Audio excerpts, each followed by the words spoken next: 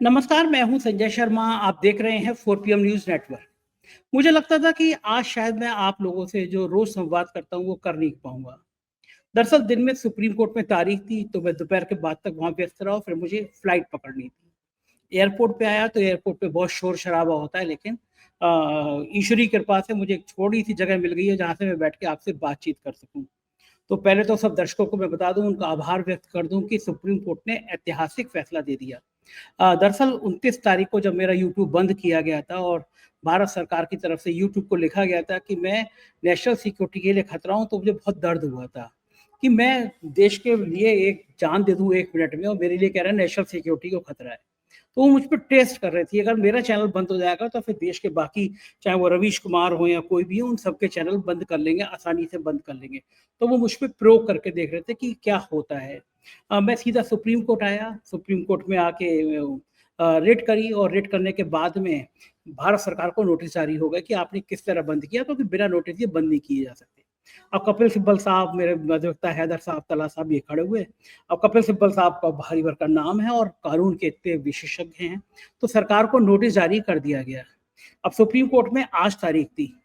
सरकार की तरफ से कहा गया, जैसी सुनवाई हुई, कि साहब हमने तो इनका यूट्यूब चैनल शुरू कर दिया, तो केस खत्म कर दिया जाए। लेकिन कपिल सिब्बल साहब ने बताया कि एक एनजीओ की रिट थी पहले की, और उसमें ये चल रहा था कि उस एनजीओ ने जो आईटी एक्ट की धाराएं हैं, जिसमें व्यक्ति की सेंसरशिप लागू थी, उसके खिलाफ एक रिट की थी। तो कपिल सिब्बल साहब को कहना था कि हमारी रिट को भी उससे संबद्ध कर दिया जाए। सरकार के वकील को ये बड़ी समस्या थी, अगर हमारी रिट उससे संबद्ध हो जाएगी तो बहुत ज्यादा परेशानी हो जाएगी, फिर हमारे सारे तर्क और सुनने को मिलेंगे। तो उन्होंने विरोध किया, लेकिन अंततः हमारी रिट भी उससे संबद्ध हो गई। अब अगर जो आईटी एक्ट के प्रावधान पे सुनवाई होगी तो हमको भी सुना जाएगा, मतलब कपिल सिब्बल साहब को भी सुना जाएगा। इसके बाद मैं खास तौर से बातचीत कर रहा था एक बेशरम मिनिस्टर के बयान पे। मध्य प्रदेश के कैबिनेट मिनिस्टर हैं और उस कैबिनेट मिनिस्टर साहब ने बहुत बढ़िया बयान दिया है। विजय शाह नाम है।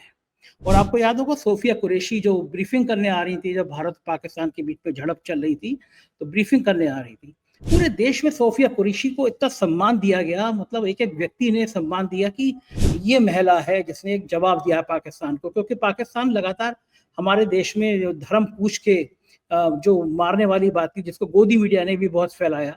आतंकी चाह रहे थे कि इस बात को ज्यादा फैलाया जाए जिससे भारत में हिंदू मुसलमान का भेद पूरा हो। लेकिन सोफिया कुरैशी आई तो एक मैसेज गया कि भारत में हिंदू मुसलमान सब प्यार से रहते हैं। लेकिन ये जो मध्य प्रदेश का बेशरम मिनिस्टर है, इसका नाम है विजय शाह, और ये कह रहा है कि तुमने जिस तरह हमारे माँ बहनों के संग किया, तो हम, सोफिया कुरैशी ये कह रहा है कि हमने भी आतंकियों की बहन को हम ले आए। मतलब इससे बेगैरत, इससे बेहया, इससे बेशरम मिनिस्टर का बयान नहीं हो सकता। और वो मिनिस्टर साहब बड़े तकदीर वाले हैं, वो भारत जैसे देश में हैं जहाँ पे सेना की एक बहादुर महिला के लिए इतना बेहुदा बोल के वो मंत्री बने बैठे हैं। कायदे से अगर मोदी जी में नैतिकता की बात है, अगर मोदी जी कहते हैं कि ये सिंदूर की रक्षा है, ये माताओं बहनों को समर्पित है, तो तत्काल इस मिनिस्टर को बर्खास्त किया जाना चाहिए। लेकिन मुझे पता है कि होगा नहीं, क्योंकि जो जितना बेशर्मी से, जितना नंगेपन पे उतर के गंदे गंदे कमेंट कर दे, वो सरकार में और सम्मान पहुंचाता है। दूसरी बात, जो मैं जिस मुद्दे पे बात करना चाह रहा था, वो ये हुआ कि अभी युद्ध में हमने क्या खोया क्या पाया, इसके विमर्श चल रहा है।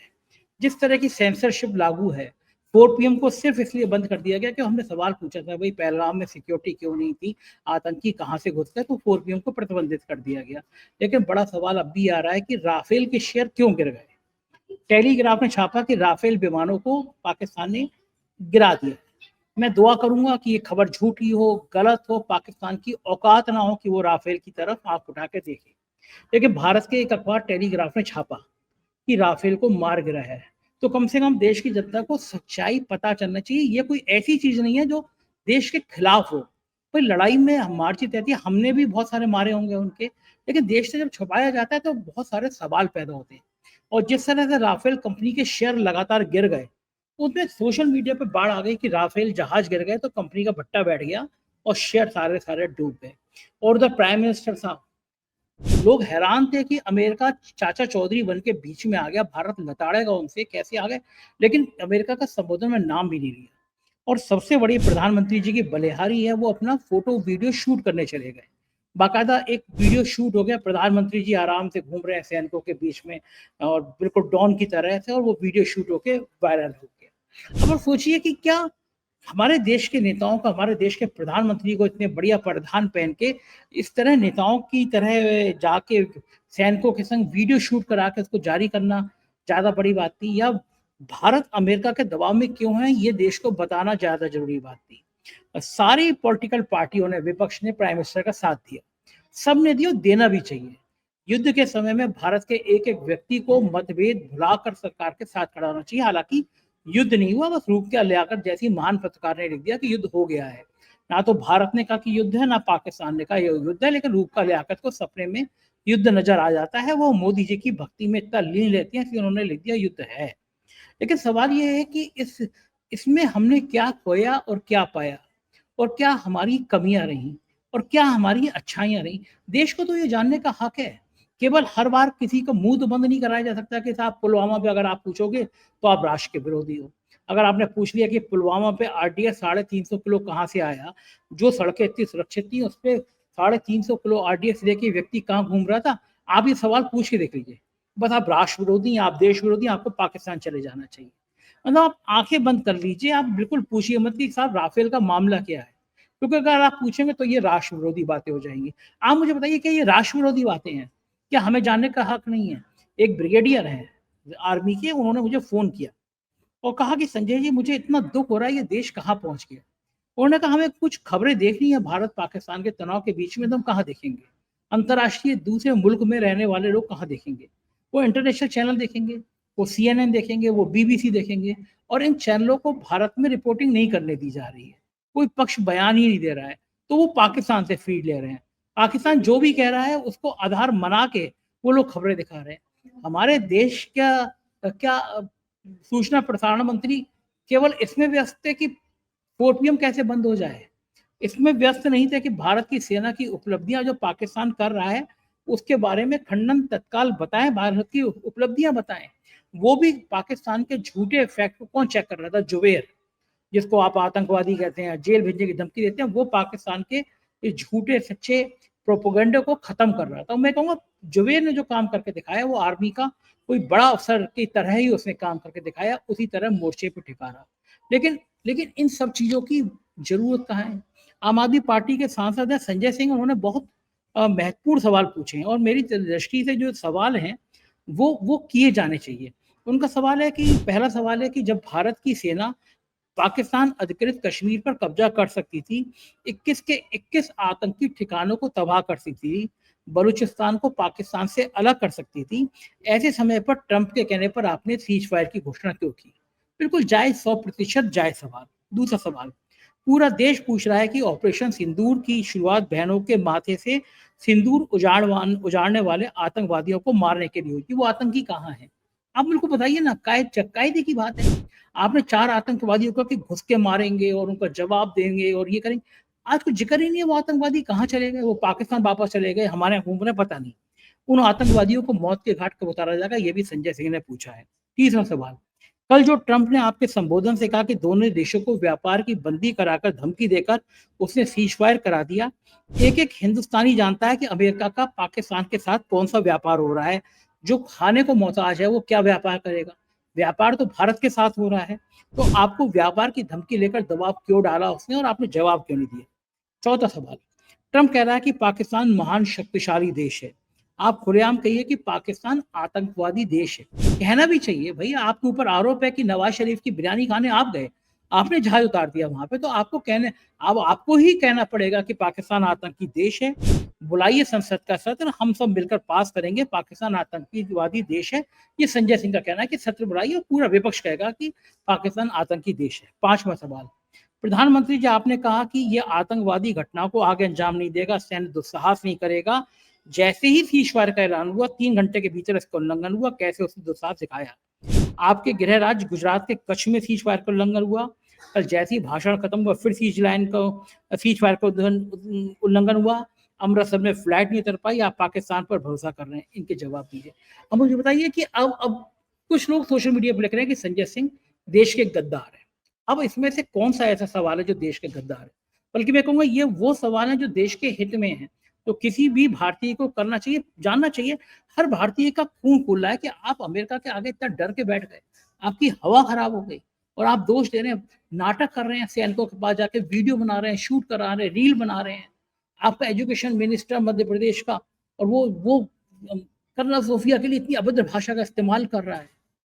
इस देश को ना जिस लाइन पे चलाने की कोशिश हो रही है, वो लाइन अब फेल हो गई। हिंदू मुसलमान का जो उफान, कितनी शर्मनाक बात है।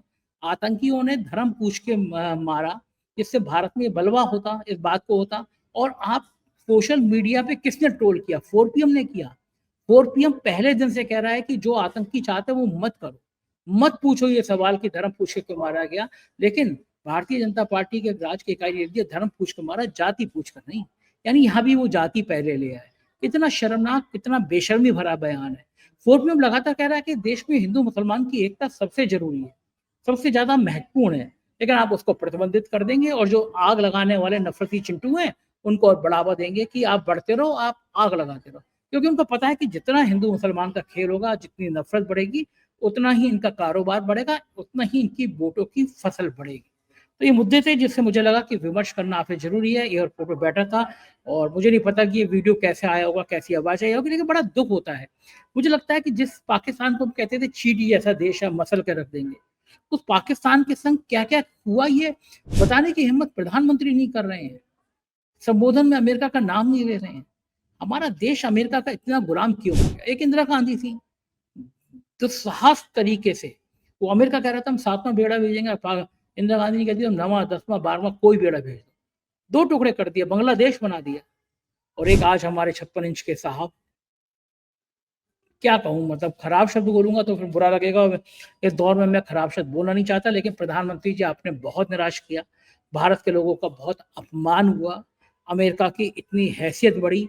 आप मुझे बताओ कि किस बात पे आप अमेरिका के भरोसे की बात कर रहे हो, अमेरिका की बात मान रहे हो? अमेरिका चाचा चौधरी है हमारा। ये वो अमेरिका है जिसे भारतीयों को हथकड़ी और बेड़ी लगा के वापस किया था। दुनिया के किसी भी देश की बेइज्जती नहीं करती जितनी भारत की करी थी। आप तब भी इस पर यकीन कर रहे हो? ये देश आपसे सवाल करना चाहता है। आपने युद्ध में गए तो आपको पता नहीं था कि आपकी तैयारियां कितनी हैं? क्यों फेल हुए हैं? फेल हुए तो आप सर्वदलीय बैठक में जाएंगे नहीं। कितनी शर्मनाक बात है। विपक्ष साथ दे रहा है, आप सर्वदलीय बैठक में जाना नहीं चाहते। बहुत शर्म की बात है। और काश भारतीय जनता पार्टी के नेताओं को इन सब बातों को सुन के शर्म आए और वो ये महसूस करें कि 4PM जैसे चैनल को बंद कराने से कोई फायदा नहीं होगा। असली हकीकत देश जान जाएगा। और आज सुप्रीम कोर्ट ने, मैं फिर जय संविधान कहूंगा, सुप्रीम कोर्ट को सलाम करूंगा। कम से कम सुप्रीम कोर्ट ने लोकतंत्र की अभिव्यक्ति को जिंदा रखा, 4PM को जिंदा रखा। कहा सरकार से, और सरकार डरी कि सुप्रीम कोर्ट फैसला ना देते। कम से कम आज सुप्रीम कोर्ट नहीं होता तो ये लोग 4PM चैनल को बंद कर देते और फिर एक के बाद एक चैनल को बंद करते रहते। डरते हैं ये लोग उन लोगों से बहुत डरते हैं जो सच बोलते हैं। लेकिन ये आपका चैनल है, सच बोलता रहेगा। आपका प्यार मेरे लिए बड़ा महत्वपूर्ण है। चैनल को सब्सक्राइब और ज्वाइन करिएगा। शुक्रिया, थैंक यू।